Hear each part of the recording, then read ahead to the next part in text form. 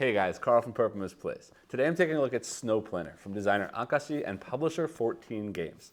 This is a dice-based worker placement game which you're basically running a ski resort, trying to bring patrons in to stay in your hotel and trying to sort of bring up the reputation of your resort.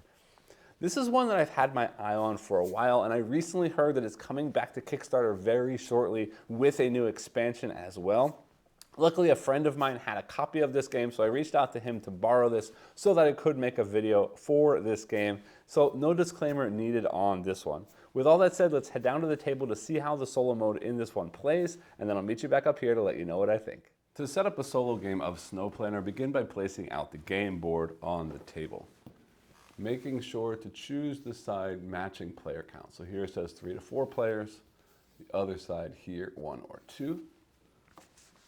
Then taking one player board for each you and the AI player. For this playthrough, I will be playing as green, and I will have the AI represented as red.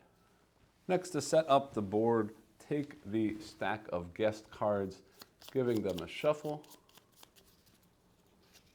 placing one out at each of the 6 slots at the top with the remaining cards face down here where it says guest deck. Continuing to set up the guests, take the VIP guests, give those a shuffle, and place out 3 at random for that play of the game. Next, over here in the left corner, we're going to take these project cards face up, giving them a shuffle, placing 3 of them in the 3 slots on the board, and then the remaining cards get placed up in that top left corner. Moving down the board, there are 3 locations here that say high season. I'm going to take these high season tokens, give those a little bit of a shuffle, and place one face down on each of those 3 locations.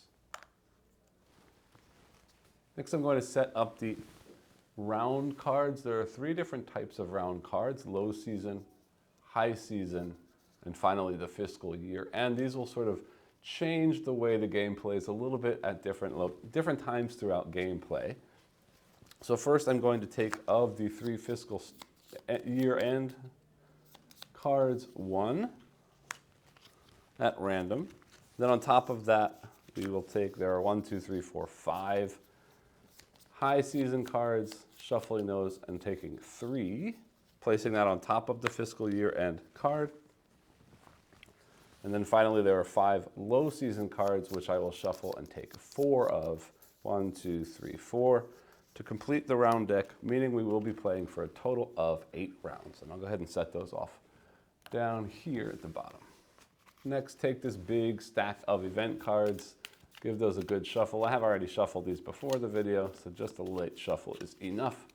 Setting these down as well over here like that. And finally, the last sort of piece to set up for this main area are the goal cards. Giving those a shuffle, and again, just like the VIP guests, I will be drawing 3 of these for a gameplay. 1, 2, and 3, like that. And with that, the main board is all set up. So now let's go ahead and set up our things.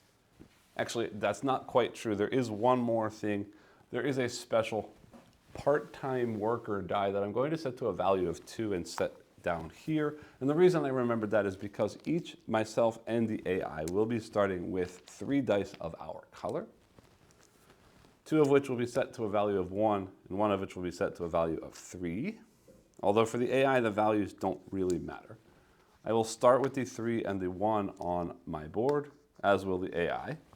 And then finally, these last 2 dice with the value of 1 will get set over here to the side of the board, but realistically they come into play at 8 points. So I'm going to place them on the board at 8 points so I remember that they're there and that they will be triggered at that point.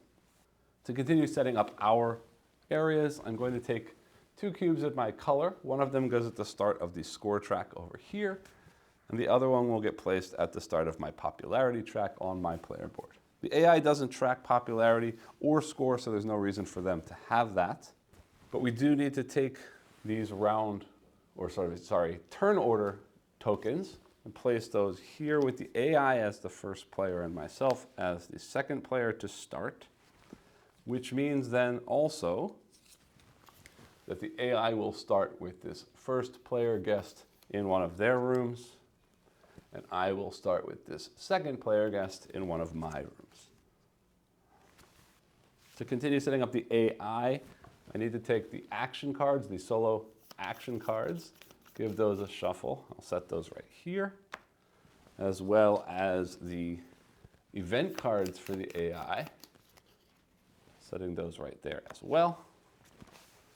The AI will also make use of this -1 and -2 token, which I will set up here, I guess. I'm not going to use them until it needs to be used from an event card that the AI might play. And then finally, to finish setting up my area, I'm going to take 5 event cards, which I will show you in just a second when I get into how the game plays. But in addition to that, I will also need to draw at random 2 talent cards, which are going to give me a sort of variable player power for the game. And then I'm going to select one of those as my character.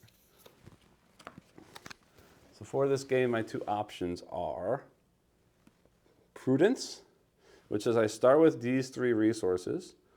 And it also says add 3 gold cards to my hand immediately. And that means I can score additional gold cards that I wouldn't normally score in the game. And it says the first gold card is worth 3 additional points. These are special abilities that come later in the game, which I'll explain in just a minute. And the other one here is the Hard Worker.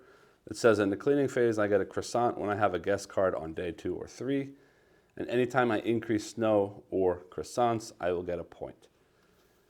I think Prudence changes up the rules of the game too much for this playthrough, so I will be taking the Hard Worker as my talent for this game. And I'm just going to set that down here in the bottom corner. And I'll come back to that in just a minute when I explain what's going on in the rules. And with that, we are all set up for gameplay, except that off to the side of the screen, I've got some resource tokens, which are tickets, snowflakes, and croissants in both 1 and 5 value, as well as a supply of window tokens in this sort of blue ski window, this green photography window, and this orange dining window. Those supplies are also off to the side of the screen. So with that, we are all set up for gameplay. Snow Planner is going to play out over a series of 8 rounds, as we saw from our round cards set up at the beginning of the game. And on each round, I'm going to be taking turns with the AI, placing dice out at different dice placement locations on the board to trigger different actions in order to try and score as many points as possible by the end of the game.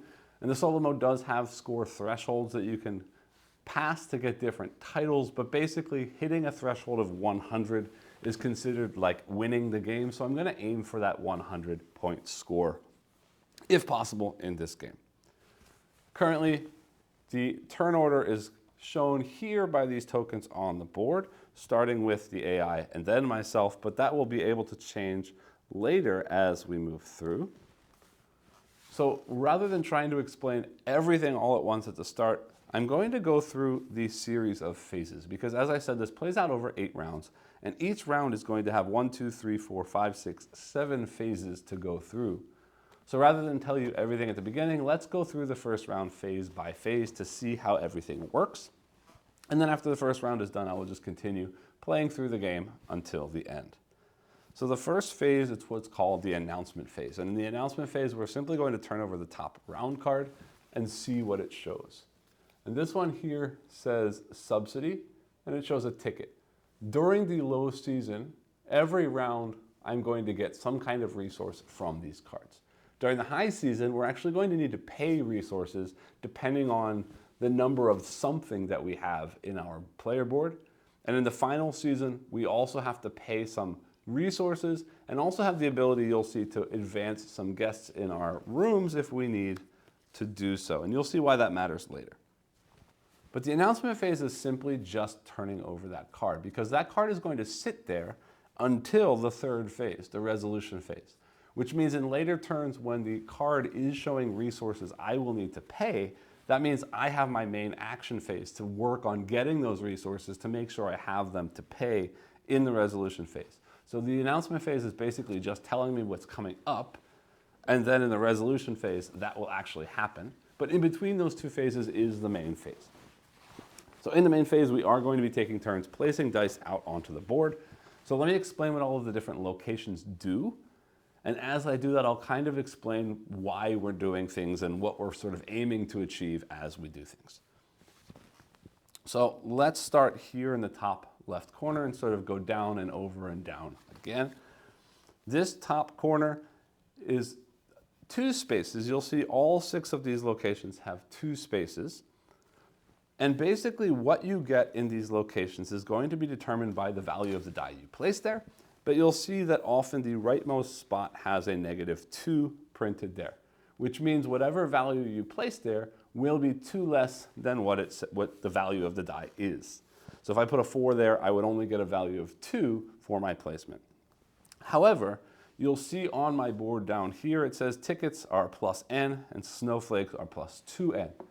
That means in order to cancel that negative, I can spend tickets to eliminate 1 at a time, or snowflakes to eliminate 2 of that at a time. I cannot raise the value of my die by spending those tickets and snowflakes in that manner. It's simply canceling that 2. So if I put a 4 there and I want that 4, I could spend 2 tickets or 1 snowflake to eliminate that -2. I could spend 1 ticket as well to eliminate half of that -2, making the 4 into a 3.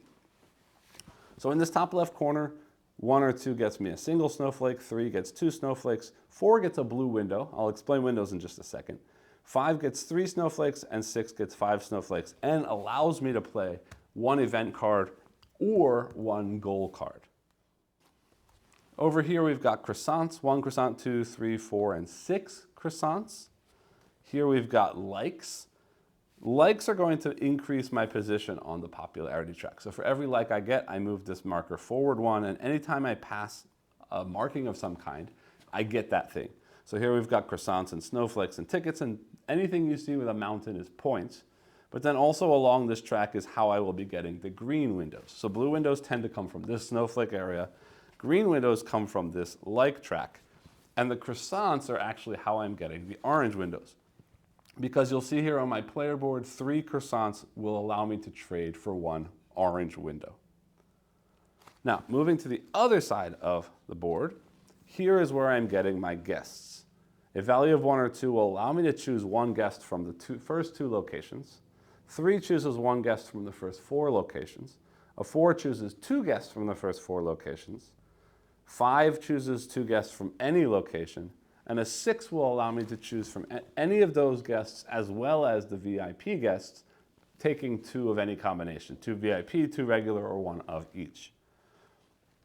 When you take a guest, the guest gets placed in an empty room if you have one. If you don't have any empty rooms, you cannot place a guest.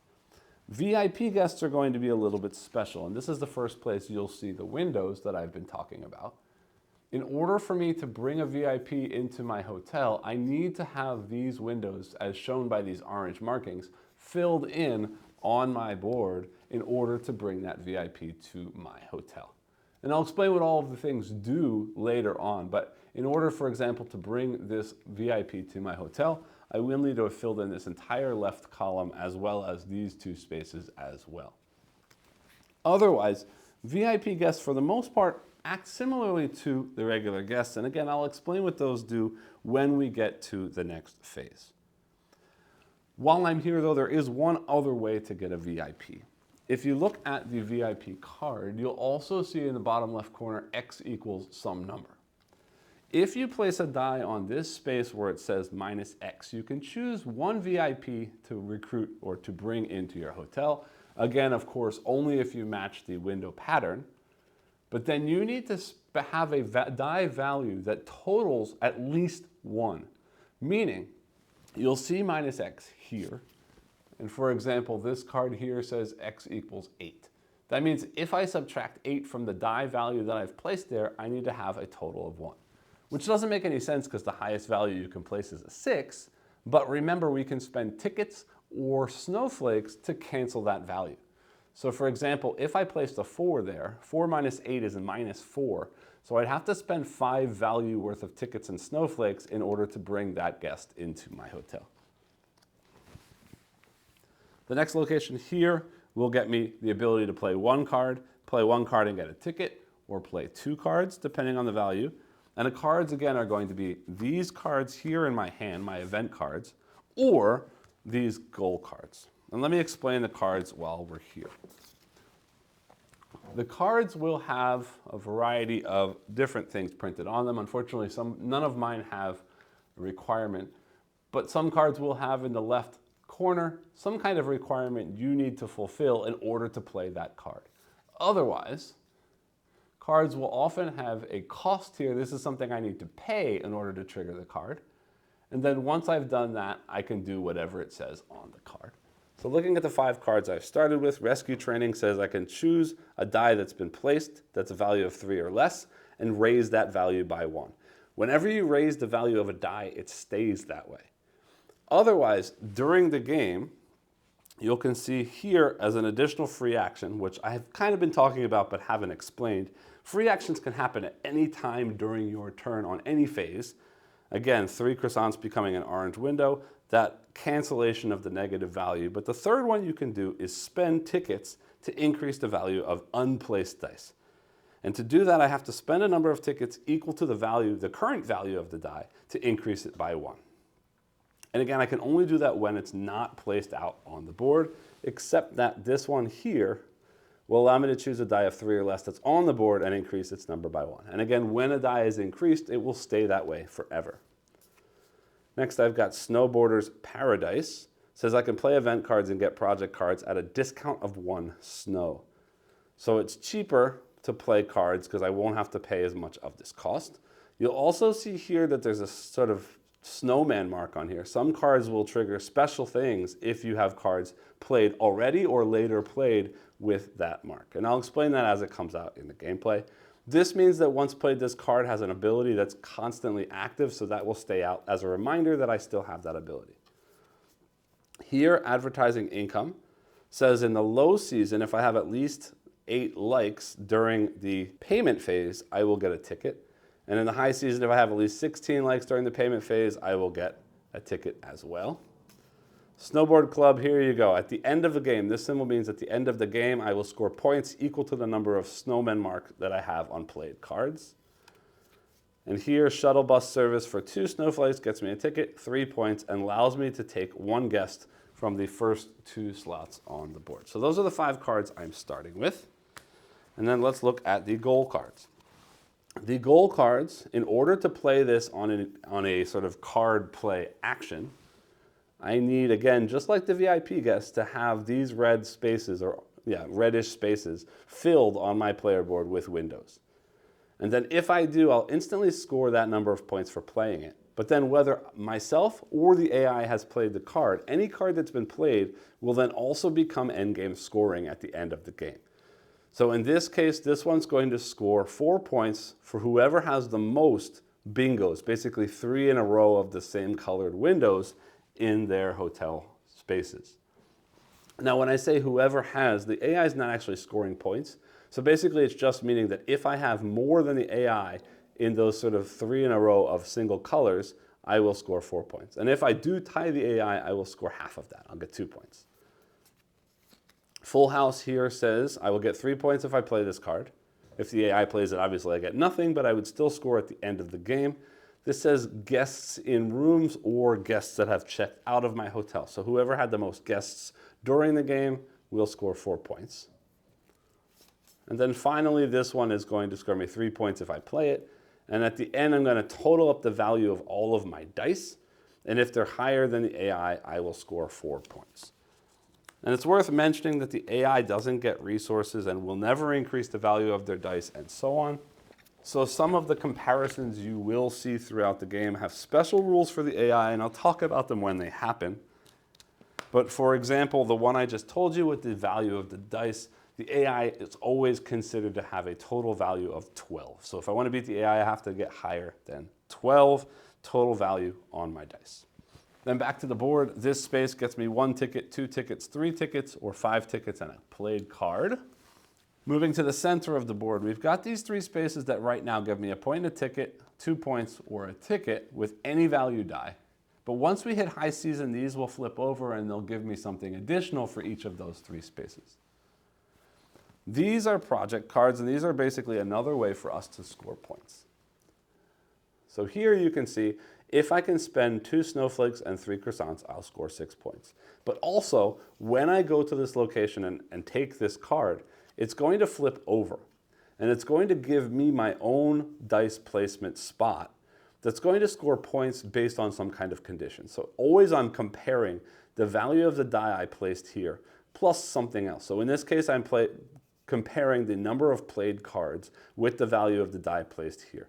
And whichever is lower, I will score that number of points. So if I placed a die with a value of 4 here, and I'd only played 2 cards, I would score 2 points. And in order to place there, this will take any value.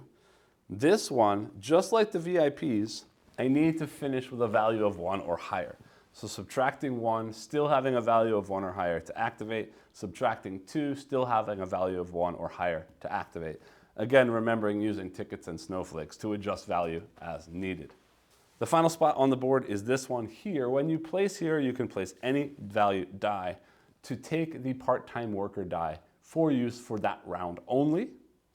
And this works just like your own die, except that when you take this die, you also get to draw 1 card from the deck, the event deck. And also, when you spend tickets to level up this die, rather than paying the value like you would with your own, you actually pay 1 less. So if I wanted to change this 2 into a 3, I only have to pay 1 ticket. And every time you level up that die, you also score points. So when you change to a 3, you get a point, 4 and 5, 2 points, and 6 gets 3 points. So the last thing I kind of need to talk about is what the guests are doing. So let me grab a guest and I will explain that first. That won't happen until the payment phase, but it's worth knowing about as I start this round. So each guest is going to be able to stay up to a maximum of 3 days at my hotel. On the first day you place them, they will be placed on your board such that the arrow is pointing to day 1. In the payment phase, you're going to look at each of these arrows and collect whatever the arrow is pointing to. So in the case of day 1 with this guest, I would get 1 like and 1 point. Then after the payment phase, we're going to a bonus phase, which is going to score based on windows. And the way that works is based on the number of each color window I get, I will score a number of points. But after we do that, each of the guests in our hotel is going to be able to stay additional days if we can fulfill the conditions shown between the day it's on and the next day. So in order for this guest to stay a second day, I need to have at least 1 green window and 1 orange window. In this case, I do not, so they would immediately check out. But if I did, this would slide up to day 2, and in the next payment phase, I would score 3 points. And then the next time I'd need to have 3 green windows, it could slide up and I would score that. After 3 days, they will always check out, except for the VIP guests. The VIP guests can stay forever, so long as at the end of every round, you have what it shows here. So here, if I had 4 orange windows and could pay 3 tickets, this guest would stay.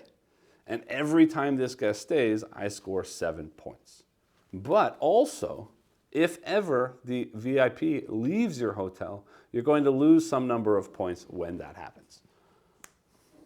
So that's basically it for the game. There's a lot going on. Let me go ahead and get into our first main phase, because I haven't explained the AI, which I will do right now, and then we'll get into play.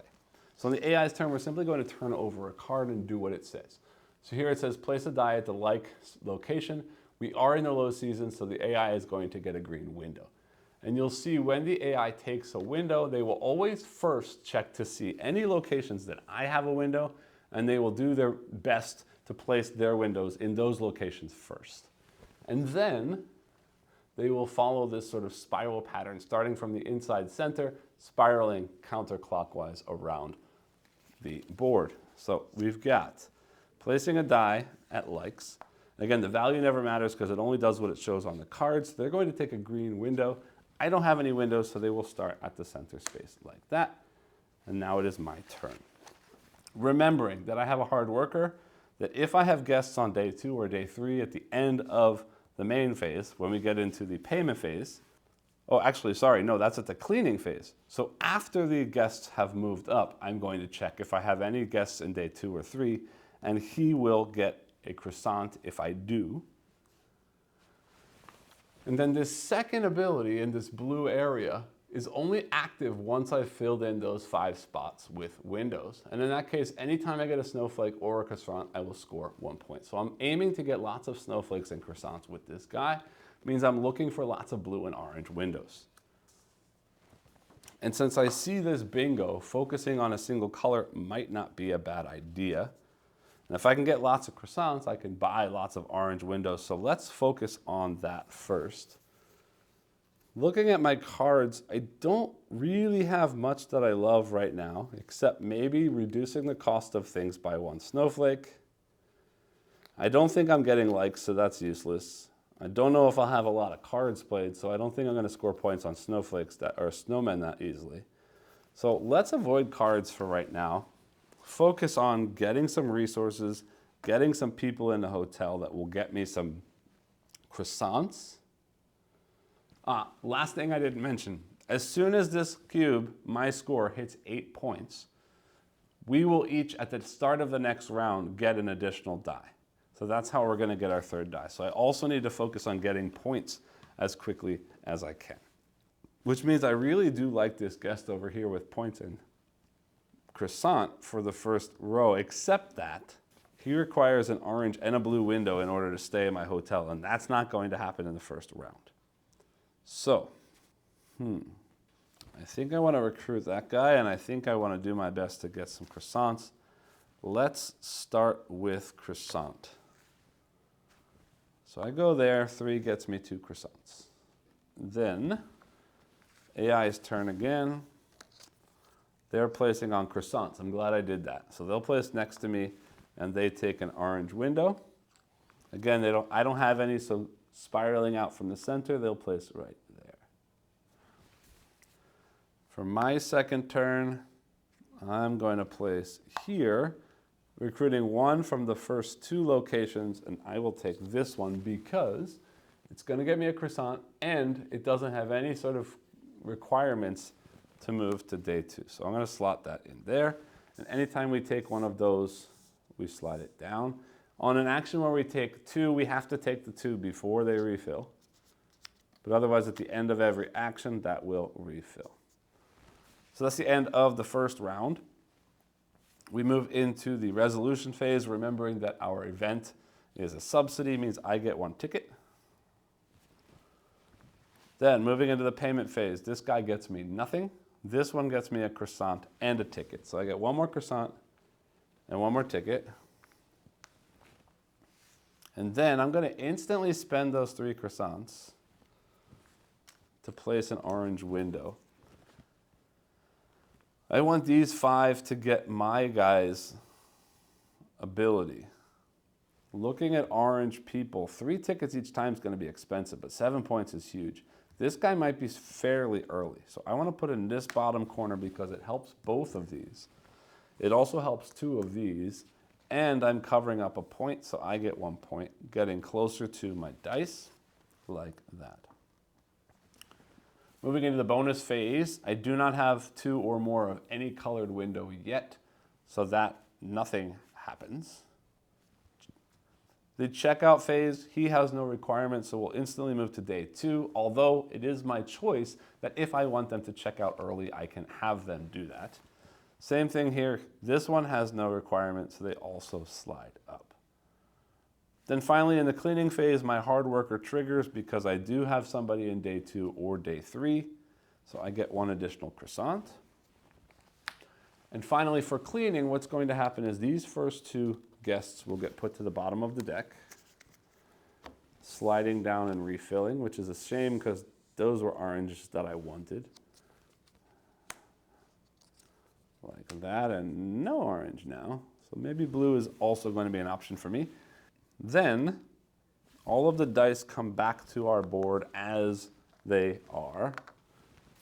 And finally for the solo mode, only the action cards for the solo automa get reshuffled, and that is the end of the first round.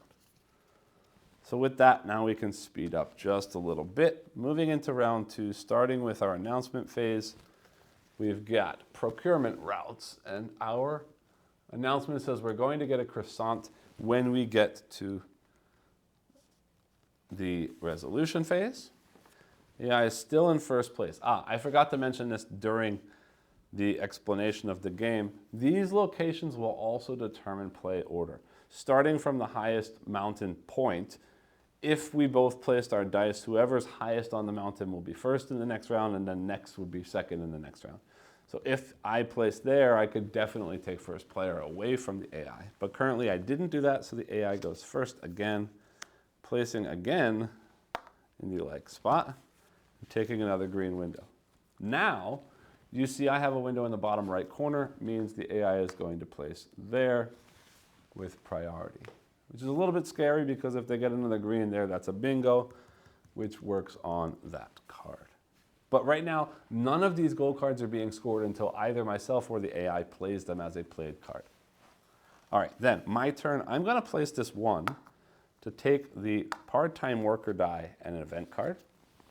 This event card says for one snowflake, I can choose one guest card from guest room, from any guest room, 1 to 6. And I get the payment of the day and put it on checkout. Choose a guest card from the guest room. Get the payment of this day and put it on the checkout. Hold on. Okay, so I'm doing two things. I'm getting the payment of a guest from a guest room from the current day, and they instantly check out. And then I also recruit one guest from the 1 to 6. I'm not going to do that because I have an orange window, so they can stay for a third day. But that might be nice in the future to sort of run through some extra guests. All right, then AI goes again, placing on croissants, placing an orange window, and it looks like I didn't shuffle all that well. Sorry. But their orange window again, now I don't have any other windows, so circling out goes there. Then, I'm going to spend 1 ticket to increase the value of the part-time die from 2 to 3, which again, as printed here, gets me 1 additional point. That's a free action, but it doesn't matter anyway. The AI doesn't have any dice left, so I will finish my turn. I would love to get more croissants in order to get another orange window. And actually, I have one coming, so even a single croissant here is worth it. Snowflakes right now are not that important. A guest would be nice to have, but the best I can do is up to 4.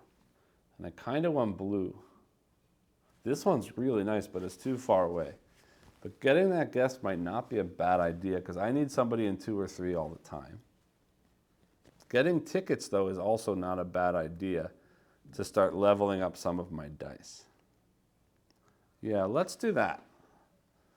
I'm going to go here to get a single croissant. It's kind of a waste of the 3, but that's fine. And then I'm going to go here to take 2 tickets, like that. Resolution phase gets me a croissant, and I'm going to instantly, again, spend those croissants to place another orange window. And where do I want that to happen? Top corner. It doesn't get me points, though. And points would be great because I want to get dice. So realistically, I'm going to place here first, forgetting about this and focusing on a VIP early, getting me 1 more point. Moving into the payment phase, I get 1 ticket from this guy. I get a snowflake and a point from that one. Bonus phase, I now have 2 orange windows, which gets me a single ticket, like that. His ability, I do have somebody out, not yet. Checkout phase first. And I have forgotten to tell you about this. It hasn't happened yet, but if during the payment phase all of my rooms are empty, I will lose 3 points. And I'm going to do everything I can not to make that happen.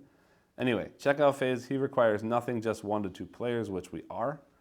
And this one requires 1 orange window, which I easily have. So they go to 3. Guests in day 2 or 3 I have. So I'm going to get a croissant as well. And that's the end of round 2. So going into the cleaning phase, which I've already triggered by doing that, these 2 come off again. Sliding down. These flip over. Dice all come back. Returning the part-time die, these get shuffled.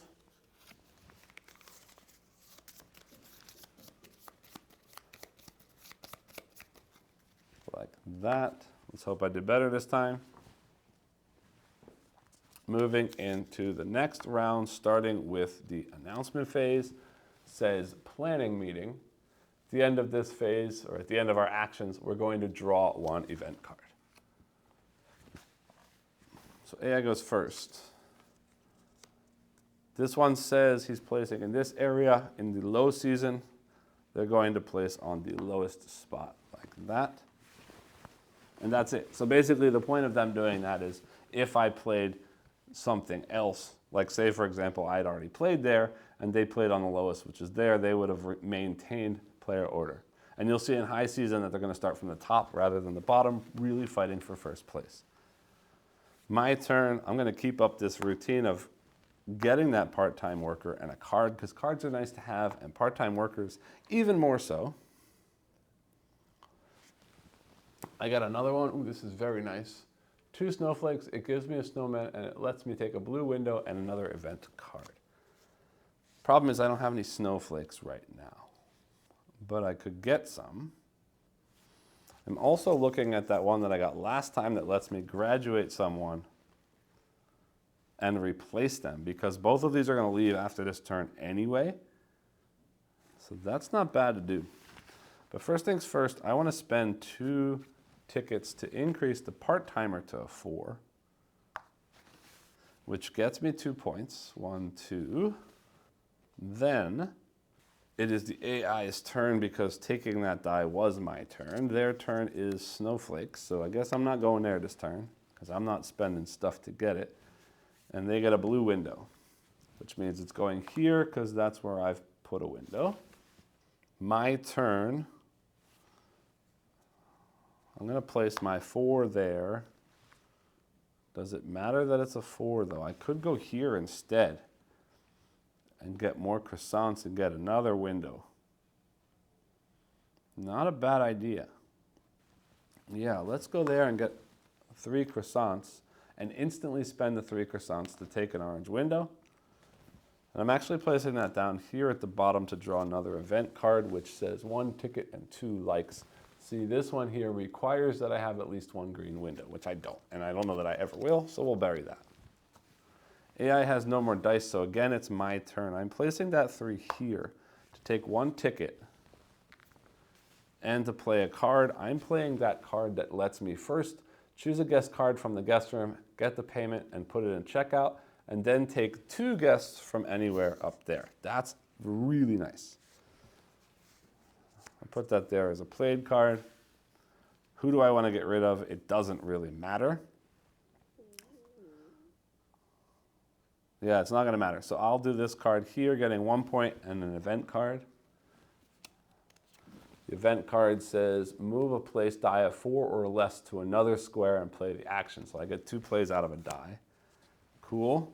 That guy gets checked out. And now I take 2 new guests from anywhere. I like this one because he's easy and gets 1 blue. I like this one because it uses orange and then 2 blue. They get placed there. These slide down. Filling back in.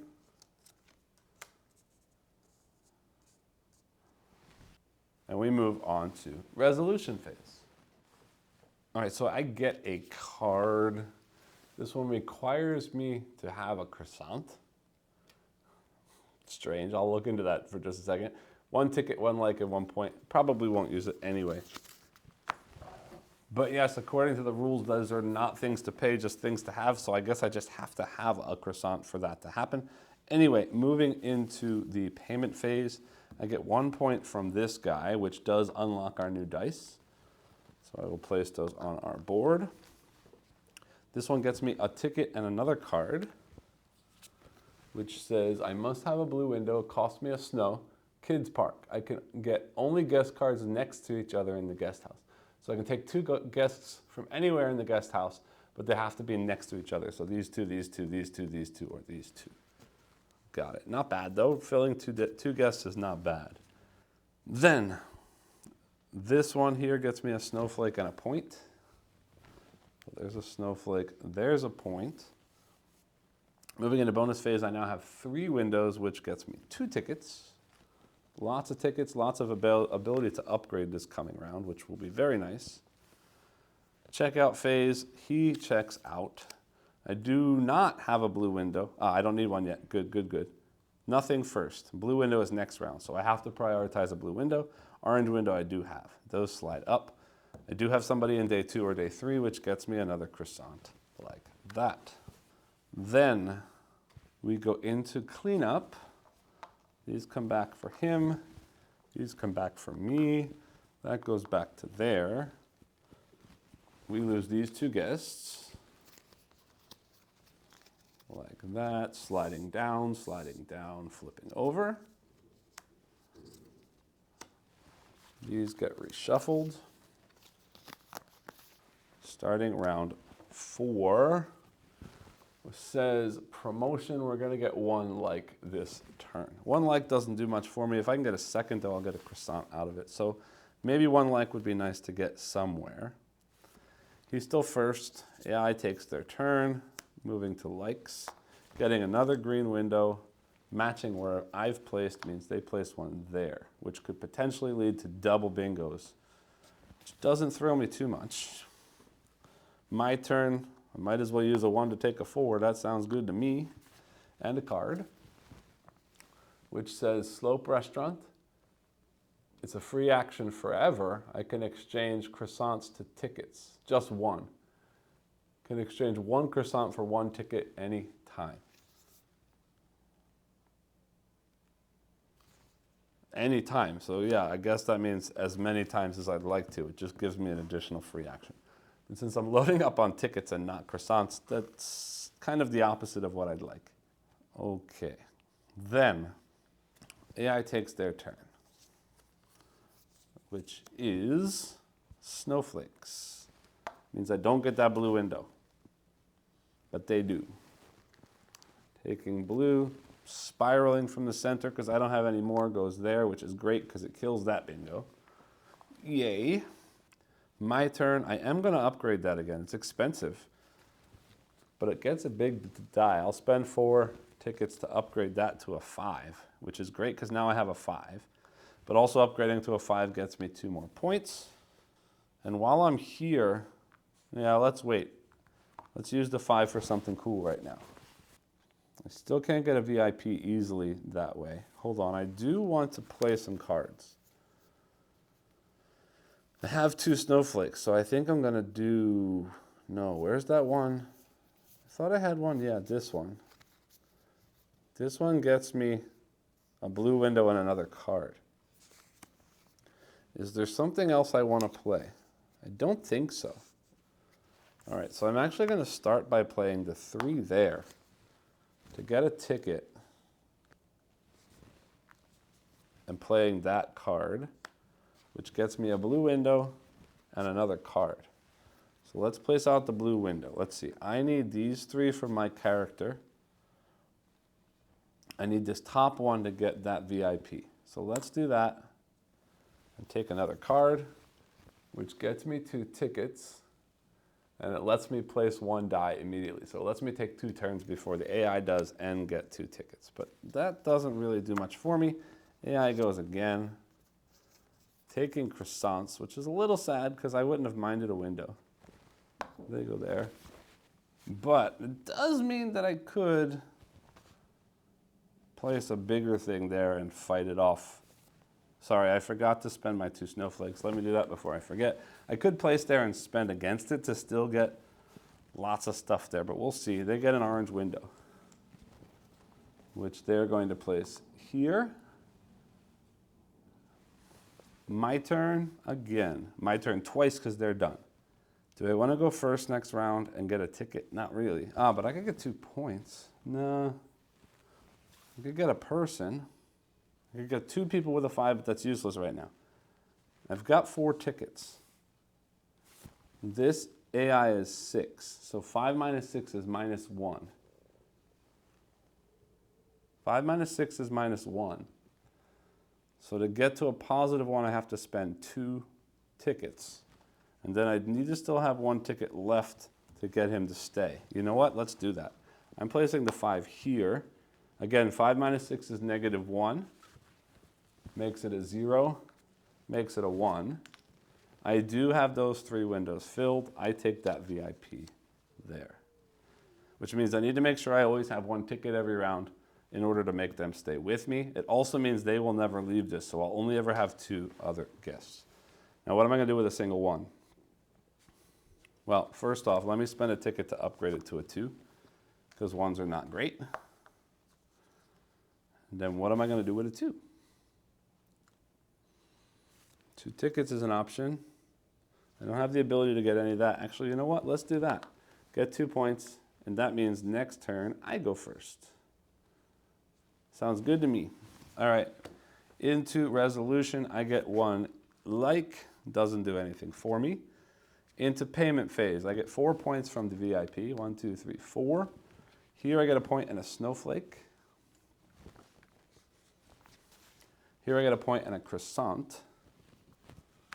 And I will instantly use my 3 croissants to make a window before the bonus phase, so I get extra stuff in the bonus phase. Gets me an orange window. And yeah, I want to aim towards this, so I'm going to go there to take that ticket. Bonus phase, I now have 4 orange, gets me 3 tickets and a croissant. 1, 2, 3, like that, and a croissant. Good. Then checkout phase. I do have 2 orange windows. I pay 1 ticket, he stays. I have a blue window, he stays. I do not have 2 blue windows. That's gone.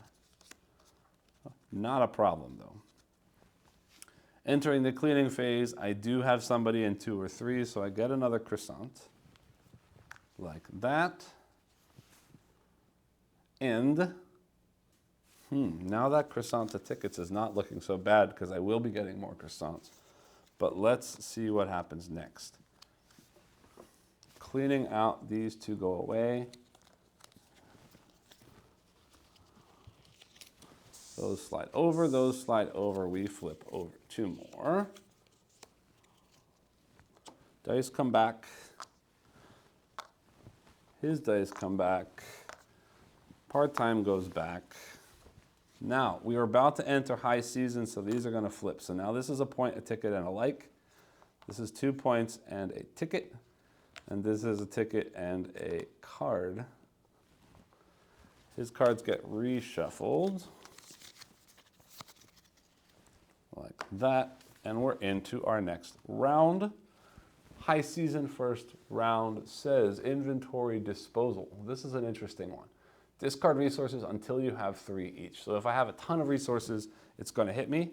Otherwise, no big deal. So right now I'd have to spend at least 1 ticket. We'll see what else happens. I'm going first this round. So far I'm winning on guests. So far I'm winning on bingos because I have 1 and he can't ever have 1. Good. So I win that if I buy it.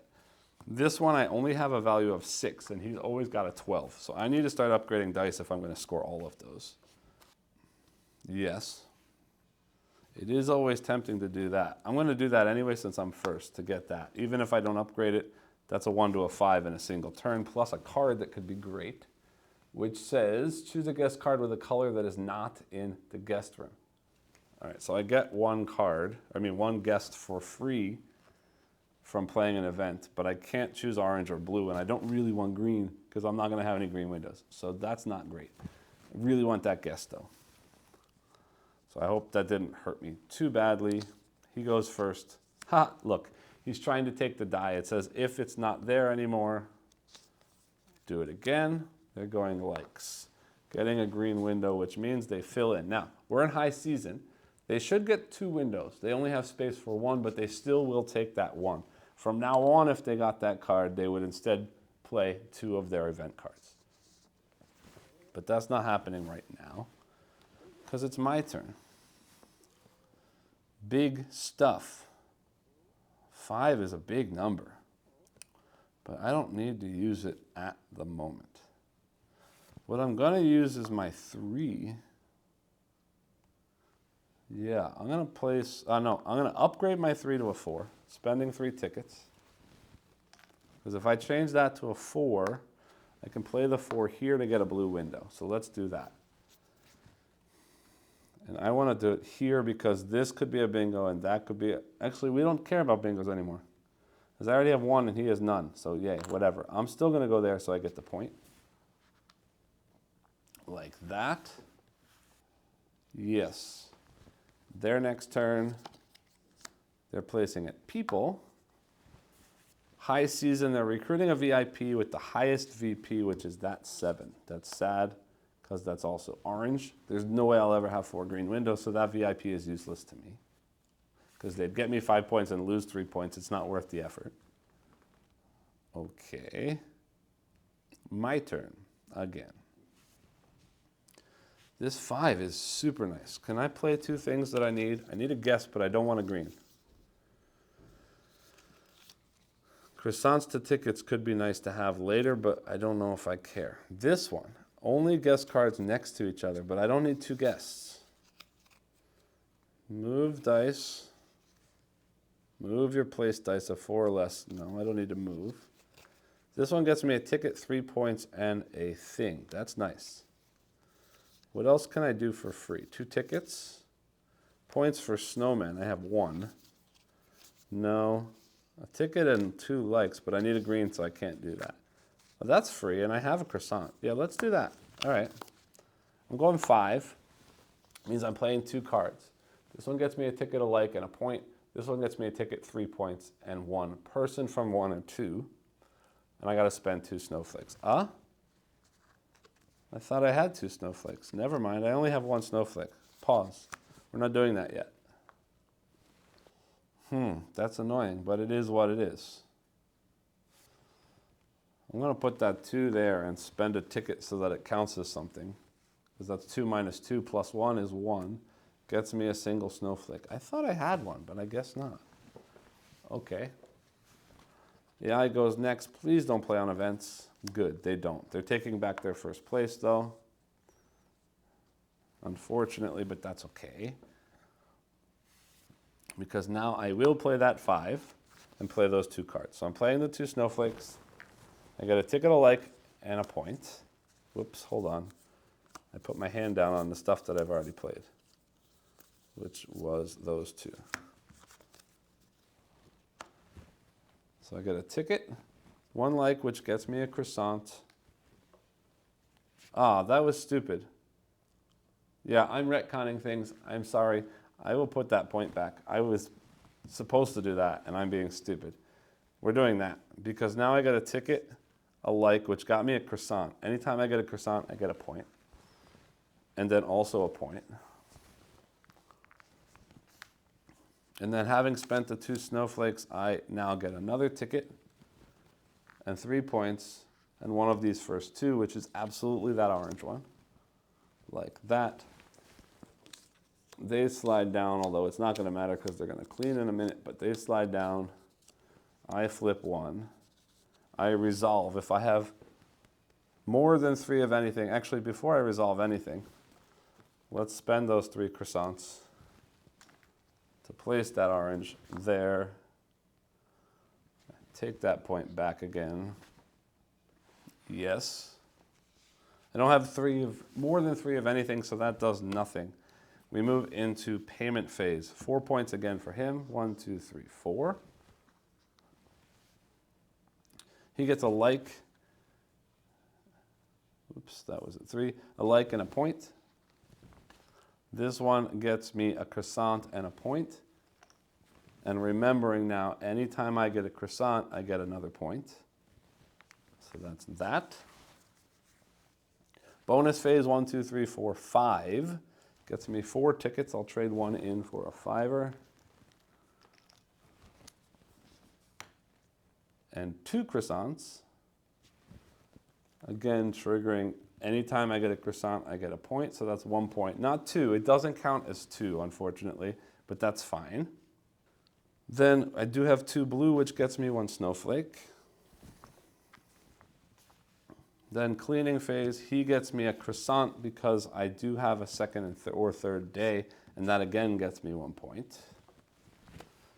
And that's the end of the round. Cleaning up, they go away. Sliding down like this. Flipping 2 more.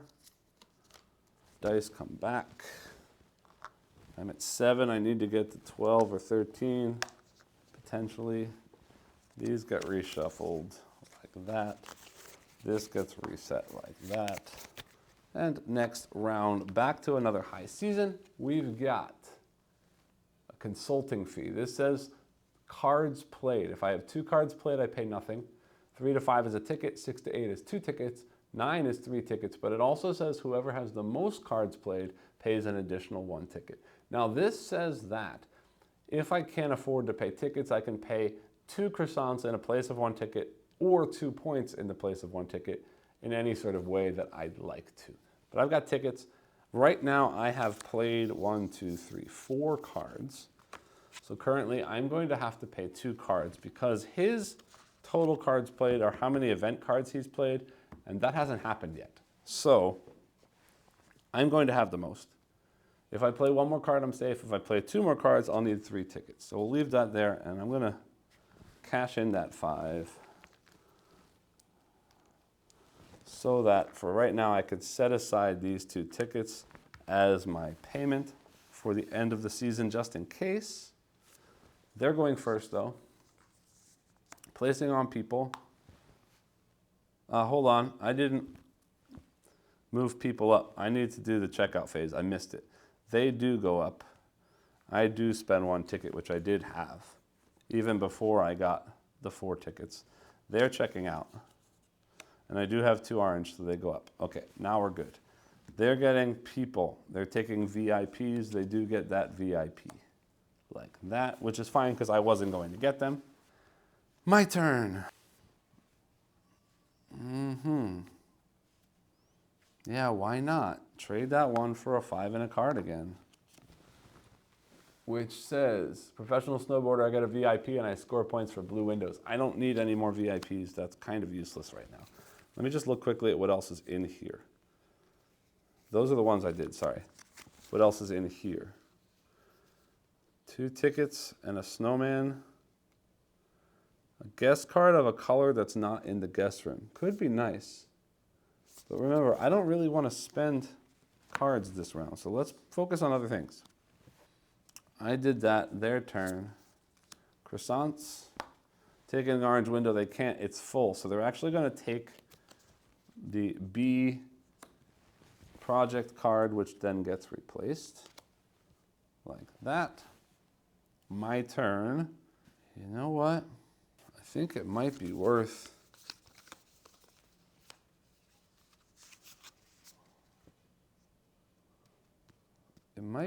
it. Yeah, you know what? I can get tickets later. I'm going to spend the 5 tickets to upgrade this 5 to a 6. And play that 6 here for 5 snowflakes and a card play. And I'm going to play this free card that lets me take a guess from anywhere, but it has to be a color I don't have. That's fine. I'll take this blue guy. Hold on. He'll give me a point before he's done. This one gets me 3 points and then disappears. But that's 3 points. That's nice to have. I'll take that one. Because I don't think I'm going to bother with another blue window. They take their turn. Playing cards, that's sad. But they're going to play cards means they play here, goal card, because we're in high season, starting with a goal card that I can get from the left to the right. So this one I can get. This one I can't because I don't have that window. This one I can get. So they're going to play this one, which would have gotten me 3 points, but doesn't matter now. But that is now effective for the end of the game. So we will be scoring based on total dice. So I would like to get my dice higher. I don't know what's going to happen in the next 2 rounds, but we'll see if I can get it done. My turn. I got those snowflakes for a reason. Oh yeah, to score some stuff. Then I need tickets. So I'm going to come here and spend 4 to get 3 tickets. 2, 3, because I am going to need 2 at the end of this round. They have no more dice left, so I'm placing again here. 2 minus 1 is still 1, so I can get this, which costs 5 snow and 2 croissants. Hold on. When I get the snow from here, that triggers here. I do get 1 more point. That pays this to get this for 8. Flip that over, so I do have that spot available to me in the future that scores on the die value or number of croissants. But that also got me 8 points. 1, 2, 3, 4, 5, 6, 7, 8 points. And that refills. That's the end of the round. Now, I have played 1, 2, 3, 4, 5 cards, which is 1 ticket. 5 is more than nothing, so that's another ticket. I have to pay 2 tickets, like that. Moving into payment phase, again, 4 points. 1, 2, 3, 4 points. Then here I get a croissant and a point, and because I get a croissant, I get another point, so that's 2 points. Here I get a snowflake and 2 points, and again, because I got a snowflake, I get another point. Now before I trigger bonus, I am going to spend those to take another orange, which doesn't matter where it goes. Let's go there to get a ticket. Because now in the bonus phase, I have 6 orange, which gets me, hold on, 1, 2, 3, 4, 5, 6 orange, which gets 5 tickets and 2 points. So I got a 5 ticket and 2 more points, 54. Checkout phase, I will spend a ticket to keep him. I do have 2 blue windows, so that goes up. I do have 3 orange windows, so that goes up. Cleaning phase, I get a croissant and a point from my powers. Those 2 go away.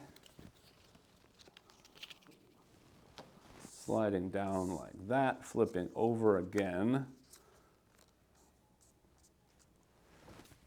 Dice come back. I really got to raise the values of some dice. Got a lot of tickets, so we'll see what happens. These get reset. I want to play this gold card. It's worth 5 points. Then, last high season says, equipment repair. Whoever has the most windows, well, no, first off, 2 windows is nothing, 3 to 5 is 1, 4 to 8 is 2. All 9 is 3 tickets. Probably I'm going to need 3 tickets. Whoever's first has to pay 1 extra ticket. Now, if I don't have a window, they go away, which isn't the end of the world, because I don't care about tickets and snowflakes at the end of the game. If I do have a window, we tie and I have to pay 1 more ticket. So maybe I'll wait till the last round to put a blue window there because I don't need it for either of those 2. It just means I'm missing out on, what? 1 snowflake. So maybe I don't care. All right, they go first. Croissants. They have all their windows, so they're taking B again. Switching to there. My turn. Well, I'm going to spend 1 ticket because I have to upgrade before I use it, changing that to a 2, but I'm still going to swap that for the 6 and get a card. Student campaign requires 2 checked out guests, which I have, 2 likes and a person. I don't need people. I don't need likes. That's not meaningful to me right now. His turn. Please no snowflake. Good. He's trying to dice. I've got it already. Damn it. He took the snowflake. There. He's got everybody. He takes away A.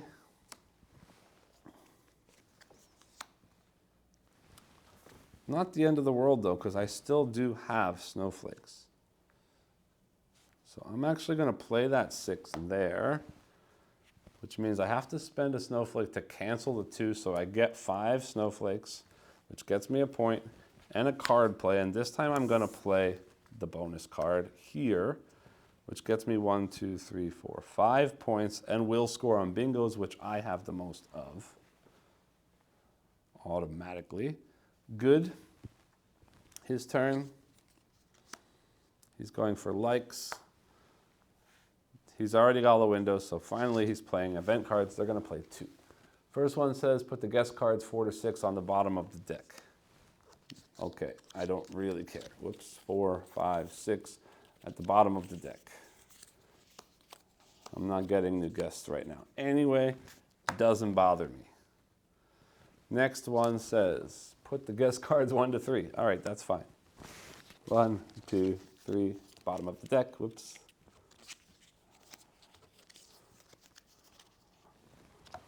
Slide those down. And then 1, 2, and 3. I get 2 more turns.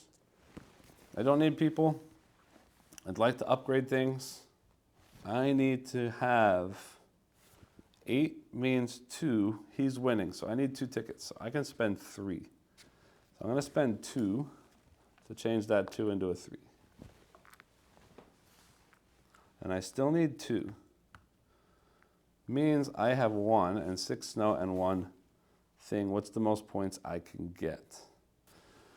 Place a 3 there to spend 4 snowflakes, 1 croissant, and 1 ticket to get 8 points. And that flips over again, scoring on snow or dice. And again, that was 8 points. 1, 2, 3, 4, 5, 6, 7, 8 to 69. And then I got a 4 to place. Let's get tickets so we can keep upgrading things. 4 gets me 3 tickets. 1, 2, and 3. Because now I've got 4, 5, 6, 7, 8, 9. Wow, I still need 4 more upgrades. I don't think that's gonna happen, but we'll see what happens. If I can get 3 more, we tie, and I'll still get 2 points out of that. But anyway, that's the end of the round. I need to pay 2 tickets because I have 6 to 8 windows. Those go away.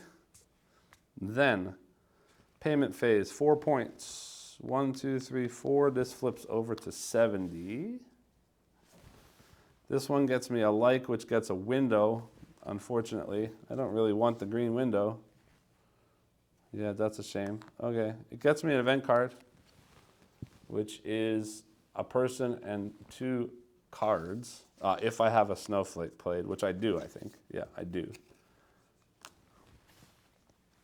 But yeah, that's no fun. Oh well, a like and 2 points. 1, 2. This one gets me a ticket and 3 more points. 1, 2, 3. Then bonus 1, 2, 3, 4, 5, 6. Orange gets me 5 tickets and 2 points plus an additional. Nope, that's no croissant. 2 points. Blue gets me a snowflake, and the snowflake gets me a point. Like that. Croissants are low, huh? Okay. Then checkout phase. I need to pay a ticket to keep them. I don't have 3 blue windows. He goes away, and that's the end for him, so he goes away as well. Okay, cleaning phase. I get a croissant and a point. Sorry, this should have refilled. Those 2 go away. These all slide down. These 2 flip over like that. Okay. Then these get shuffled and all the dice come back.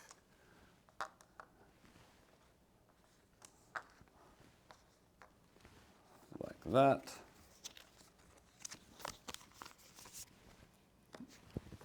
And yeah, final round, fiscal year end. Now this has 2 pieces of information. Fiscal year end 2.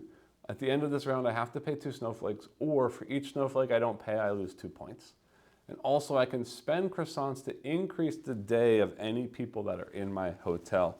For example, if I want to take this guy and increase twice, I can get 4 points for that card. Likewise, if I take this one and increase twice, or increase once, sorry, I could take 3 points. So last round, he goes first. And of course, going to croissants, which bothers me. Well, first off, they're taking B, which is lots of points. Grr. But that also means I can't get a lot of croissants, which I kind of want to have. Then I'll spend 2 tickets. Oh, I don't have to spend any tickets on anything this time. 2 tickets to make that a 3. But I'm still playing that to get this 6 and a card, which is a VIP and 2 points. I don't need that. Then they go again. Likes to play 2 event cards. First one says, immediately draw 1 new solo action card and follow what it says. Trying to get the thing, they can't. They have full windows, I lose A. That's sad too. Then, their second event says, make a new deck by shuffling this with the other events and draw 1 more.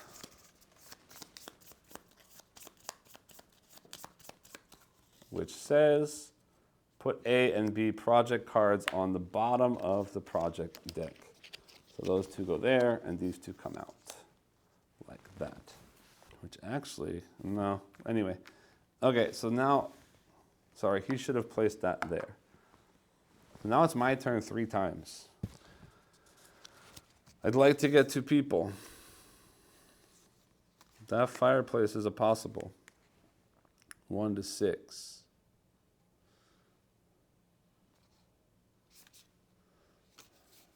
Snowflakes might not be worth it, though. I need 2 if I want to get... but this... Croissants are the most important right now. I need to put a 6 there and spend a snowflake to take 5 croissants.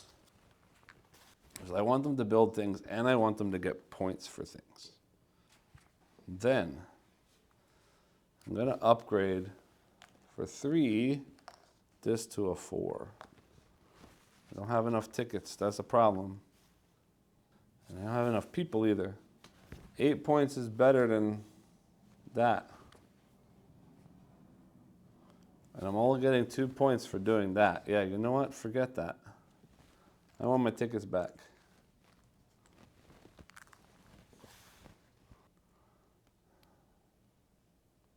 Yeah, I messed up. I'm switching those tickets for my snowflake too. 2 tickets instead of the snowflake. All right. Then, yeah, but that doesn't help me. Points is better than anything else right now. All right, forget it. 3 tickets. No. Yeah, I'm changing my mind. I know this is annoying, but this is a solo game, and I'd say I'd do that. I'm changing that for 3 croissants.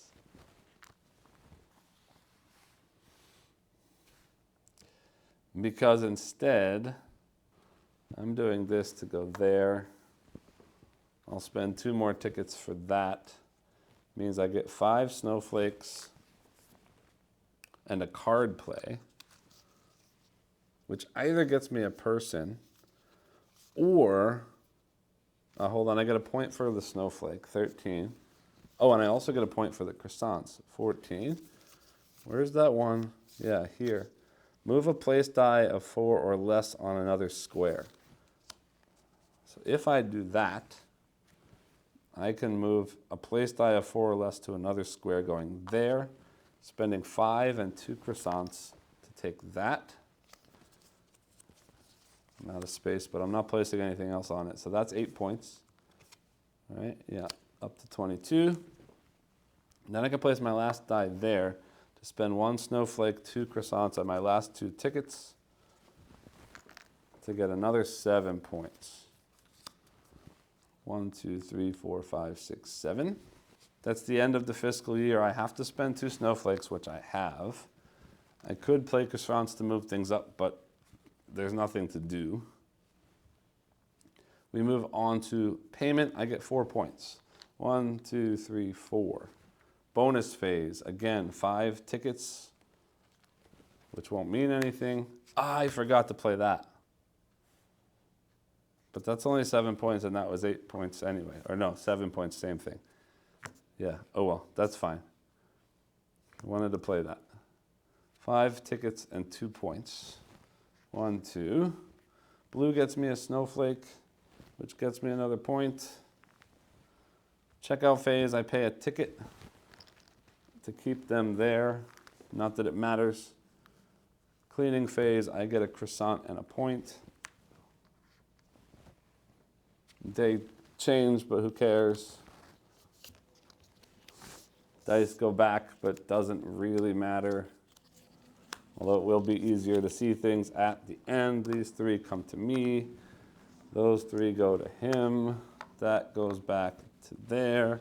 These get reshuffled, but that is the end of the game. We move into final scoring. The only final scoring is the goal cards or any cards I have that have a final scoring thing. None of the cards I played did. Just to show you that they do exist, though, I don't have one. I thought I had one. Yeah, here. If I had played that card, I would score that at the end of the game, but I didn't. So the only things we're playing are the 2 played goals. This card does not get scored because nobody played it. Whoever has the highest die value gets 4 points. They have a 12 according to the rule book. I have a 4, 3, and 3 is only 10, so I get nothing. The second point is only for 3 to 4 player game. But then bingos, I have 1, they have nothing, so I get 4 points from that. 1, 2, 3, 4, which ends up with a final score of 70 plus 41 of 111, which does clear my threshold of 100. So that is a win. So that's it for the game. At this point, I usually do like to take a look at the components. Component quality here, first off, let's start with the artwork. I love the sort of muted colors of this game. It could be much punchier, but because of the way that the muted colors work and because of sort of the sort of sketchy quality, sketchy not being weird, but sketchy like sketched quality of the sort of characters on here, it has a really cool aesthetic to it. I love the muted colors. I love the sort of, I don't know, watercolor is not the right word, sort of watercolor pencil kind of effect to it. I just think this game looks really, really cool to me. Card quality, they are a sort of matte finish, which does mean, I've said this in other videos before, the cards do stick a little bit, but as I've played and as I've shuffled, they do sort of scuff up just enough that the sticking doesn't really happen. The token quality is great. The dice are sort of standard traditional dice. You'll see the pips on some of them. I don't know if you can see that on camera, are a little bit not perfect, but they're good enough for what they need to do. All of the iconography in this game is very easy to understand after you've played 1, maybe 2 times. Everything makes sense. It doesn't automatically make sense. Some of the stuff is a little bit confusing the first time you see it, but once you've played through, everything is very clear and very obvious what's going on. So that's basically it for the components. The only thing I do kind of want to show you is, I'm not going to go through all the events because there's tons and tons and tons of them, but I do want to show you some more of the round cards, and I do want to go through the other talent cards quickly. The other fiscal years are the same things, except just the materials you're paying or the resources you're paying are different. For the high season, we've got here you're paying based on VIPs and rooms. Here you're paying based on likes. Here, fall and snow, you get a snowflake. That's basically it. As far as the other talents go, here's an influencer that gets likes when their rooms are full and scores points based on likes. Local rider that can always cash in snow for blue windows and will always get a point every time they use a snowflake. The entrepreneur here gets croissants when they play cards. And then also, or sorry, when they've had cards played. And also then later on, every time they play, they get new cards and points. Hospitality, you get to double a bonus during the resolution phase, which is the card phase in the low season. And then also you get points for every color of VIP in a guest room every round if you have them. Digital Nomad starts with the 3rd die and gets 3 points for every of the project cards you get. Craftsmanship, I played with this one last time, gets you snow just like I got the croissants, except this happens in the payment phase before the guests move rooms, and you get a croissant and a point every time you get a snowflake. Sociability says you can always get cards from 1 to 6, means anytime you get a guest, you always have all of the ones available to you. And then also you get points for guests, and you can also always take a guest, score the day 1 payments, and then instantly check them out. So even if your rooms are full, she can get more guests. The leadership gets you ticket discount whenever you raise the dice above a 4. You also get points when you raise the black die, and also 3 points when you get something to a 6. And then finally, prudence is the one you saw at the beginning of the video. You start with some resources, and also when you unlock this, you get 3 gold cards in your hand that you can play, and the first one you play gets 3 points. Now, it's worth mentioning that even with this, there is always a maximum of 3 gold cards that can be played. So even she has 3 extra, plus the 3 on the table, only a total of 3 can ever be activated for the end of game scoring.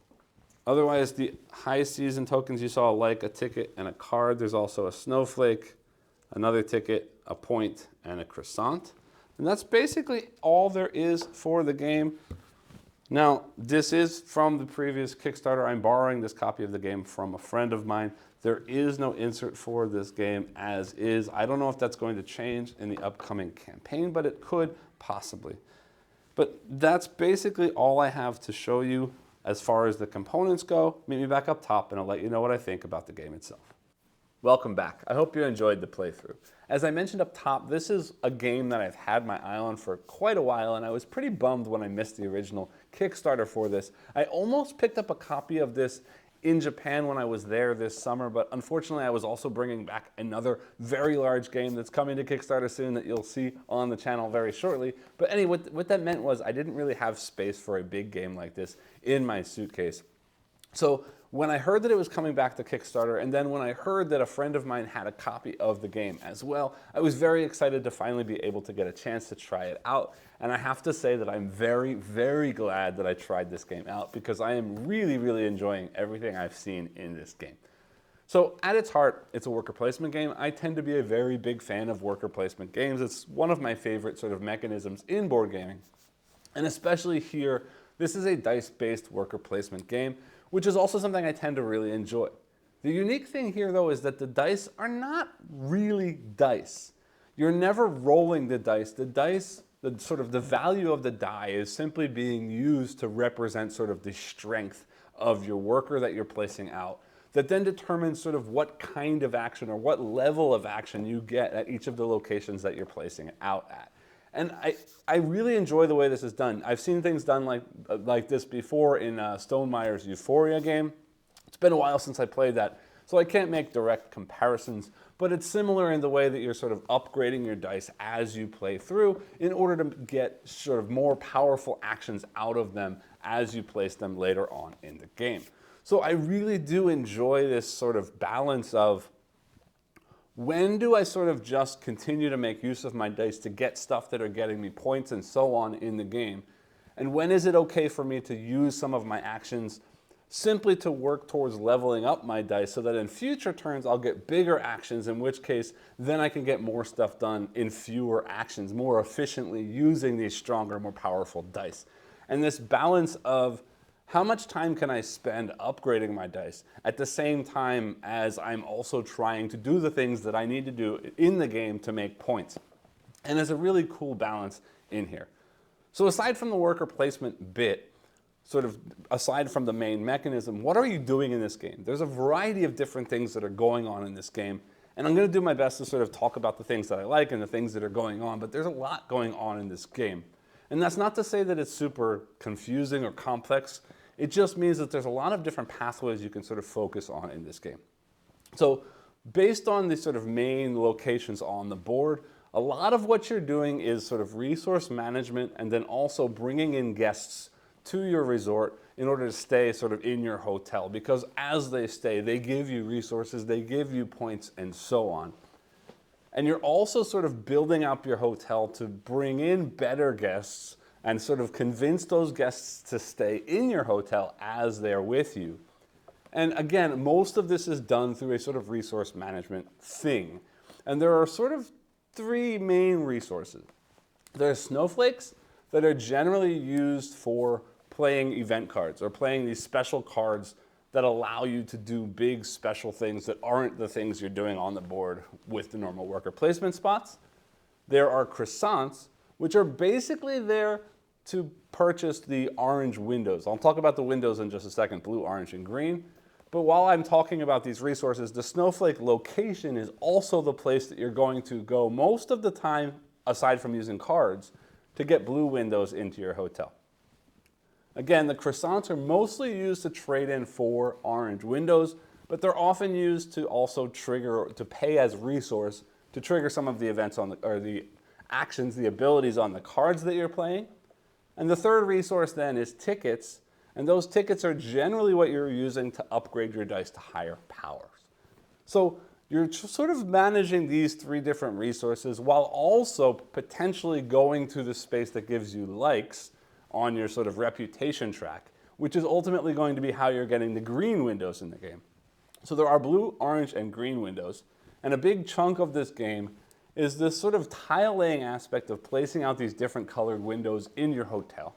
Because the different windows you have are sort of going to determine which guests are going to stay in your hotel. You can always bring anybody in, but whether they're going to stay a second or a third day in your hotel is going to be depending on if your hotel has basically the amenities that that guest is looking for. And also, the patterns that you're filling in on these windows are also going to be what allows you to trigger or to activate specific endgame scoring goals in the game, as well as to start hiring or bringing in VIP guests to your hotel, and also to activate the sort of secondary ability of your character. And I'll talk about the characters a little bit later. So this window puzzle is a sort of secondary aspect to the game, but it really is directly connected into most of the things that you're doing in the game because it does sort of set a requirement for a lot of the things that you want to do sort of mid to late game while you're playing. Plus, some of the goals are going to reward you for getting lots of a certain color of window or lots of mixed groups of windows, or sort of locating the colors in ways that you're getting sort of bingo 3-in-a-row lines in that tile laying area. But also at the end of every round, if you have large numbers of individual colors of windows, you'll also get bonuses for those colors of windows. So figuring out when to get orange, when to get blue, when to get green, allowing you to focus on different guests, allowing you to focus on different resources to get those three different kinds of windows, really does make for an interesting puzzle. But then on top of all of that, you're also paying attention to those cards. There's a huge stack of cards in this game, and they all do all kinds of wonderful things that sort of break the way that the game works in very interesting and unique ways. So it's really important to pay attention to the cards and try and find cards that sort of tie into whatever focus you're focused on while you're playing the game. Also, coming back to the worker placement thing for a minute, now that I've talked about the resources, it's also very interesting that most of the locations have two locations that you can place in. And as most worker placement games, you have the ability to sort of block your opponents by placing your thing out on a specific space so that they then can't use that space. Well, now there are two spaces or two locations at each space on the board, but generally the second place that you can place a die at is going to have some kind of reduction in value. So whatever die gets placed at that location will actually be not as strong an action as it normally should be. But then you have the ability to spend snowflakes or tickets to sort of negate that negative value to push it back up. So here's another way that you're using those same resources that you might be wanting to use to activate cards, that you might be wanting to use to raise the die value. But then on top of all of that, every round there's a sort of round event that gets triggered. And in the mid game, at the beginning of the game, in the lowest season, you're getting a free resource or a free card or something every round. But in later rounds, you actually have to pay things. So when you're in a high season, you actually have to pay for things. And depending on this amount of certain things you have, at the end of your sort of action phase, you have to pay some number of resources equating to that thing. And if you happen to be the most common or the player at the table who has the most of whatever that thing is, you may have to pay an additional one resource on top of that as well.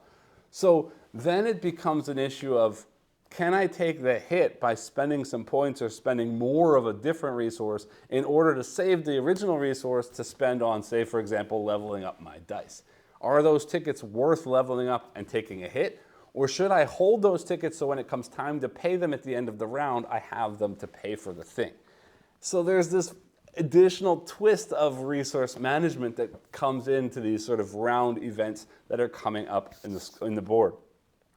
But while you're doing all this, again, maintaining the 3 rooms in your hotel, trying to cycle guests so that you're never empty, trying to find guests that match the windows that you have in your hotel so that they will stay for a long time, because the longer they stay, they tend to give you better rewards than they do when you first bring them into your hotel. Just really, really cool balancing of all of these things at the same time. It's never sort of overbearing. There's not, at least for me, there's not a ton of analysis paralysis because it's always clear what you can do.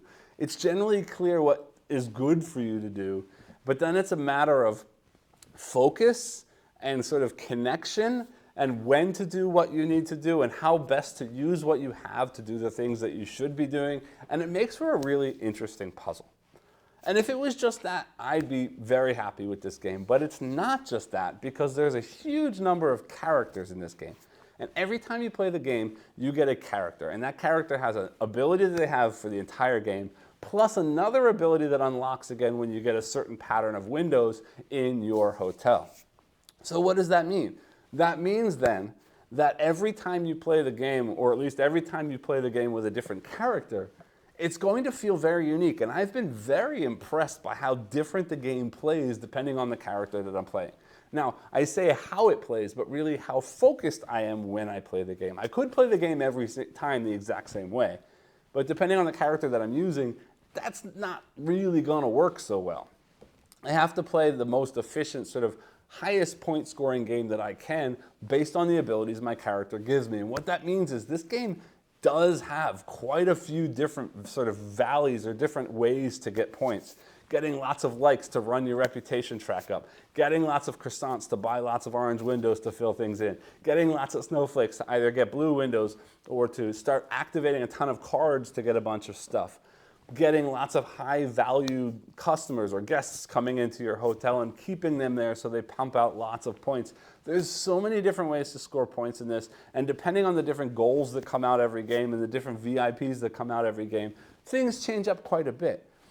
But the nice thing about having these characters, especially for me as a player who doesn't often sort of change the way I play a game if I don't need to, every time I take a new character, it really forces me to look at this game differently and sort of push different levers or different mechanisms or different pieces of this game to the best of my ability to try and score as many points following this track or following this track or following this track, getting lots of likes, getting lots of windows, getting lots of guests, and so on, depending on the character. So every time I've played this, it felt really unique.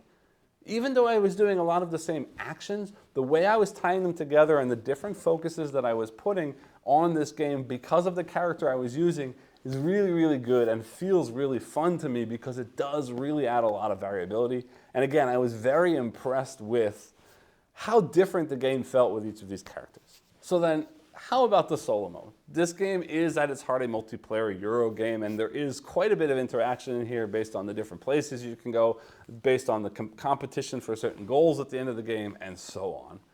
The AI is not a scoring opponent. You're playing against this scoring threshold. There are different levels. I didn't put them up on the screen before when I did components, so let me throw them up here on the screen right now just so you can see them. So there are different thresholds, but basically the top threshold in the English language says president, but in the Japanese version it says yusho, which basically just means you win. So I'm using that 100 as sort of the threshold to beat to win the game, but basically the AI is just there to get in your way. It takes up spaces that you might want to use. It gives you competition for those round goals to see if you have to pay that extra ticket or not. It gives you competition for the end game goals to see if you have to, or not have to, but see if you get the points for being the best in whatever the goal is. It takes away cards that you might want. It takes away VIP guests that you might want. It's constantly doing stuff to get in your way, and honestly, I think it feels pretty good. It does feel like I'm playing against a living opponent. Now, I wish that I could score against something so that every time I was playing, my choices to block them meant something more as far as winning or losing the game, rather than just preventing them from blocking me somewhere, getting in to get something done before something else is done by the AI.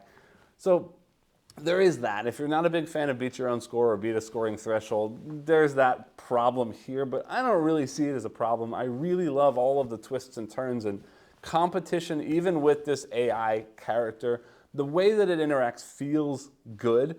It's always a little bit stressful when you place a die and hope that they don't place a die in the next place you want to go, or it sort of forces you to go somewhere where you really don't want to go right away, but you need to get it done, so you have to get there before they block you, or make sure you have enough resources so that if they block you, you can still use that other space there. Lots of stuff to think about. Really does make for an engaging experience. Now, saying all of this, I remember there's one more spot on the map that I really want to talk about because it's very important and really, really fun to play with, is the special part-time worker die. You can always place one of your dice, well, assuming that the space is open on the board, place one of your dice to recruit this part-time worker, getting a card. And then that part-time worker then becomes your die for that round. And the cool thing about that is you can level up the part-time worker as well.